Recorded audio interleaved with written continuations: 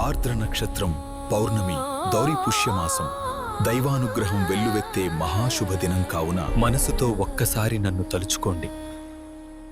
మీ యోగక్షేమాన్ని నేనే చూస్తాను. ఈ బ్రహ్మాండంలో ఎక్కడ చూసినా నేనున్నాను. భయాన్ని వదిలి నన్ను నమ్ము, నేను నీ వెంటే ఉన్నాను.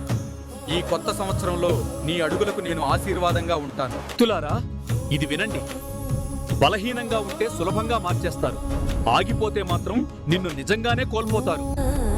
నే ప్రయాణం ముందుకు సాగించు.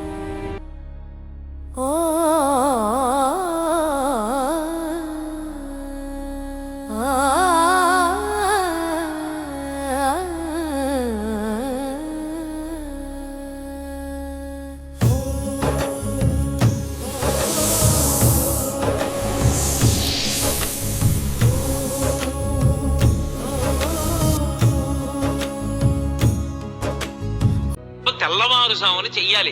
చిదంబరంలో నటరాజస్వామికి చిదంబరంలో మోక్షలింగము అని శంకరాచార్యులు వారు పరమశివుడి దగ్గర నుంచి 5 లింగాలు తీసుకొచ్చారు. ఆ 5 లింగాల్లో ఒక లింగమే ఇప్పటికీ శృంగేరిలో ఉంది. శృంగేరిలో ఉండి భోగలింగం అన్న పేరుతో అభిషేకం చేయబడుతోంది. కంచిలో ఉన్నది యోగలింగం, చిదంబరంలో ఉన్నది మోక్షలింగం. చిదంబరంలో ఉన్న మోక్షలింగానికి ఆర్ద్రాభిషేకము అని ప్రత్యేకం చేస్తారు. అసలు నిజానికి దానితో కలుపుకుంటూ ప్రతి శివాలయంలో మన నక్షత్రం నాడు తెల్లవారుజామున 3-4 మధ్యలో చెయ్యాలి అభిషేకం.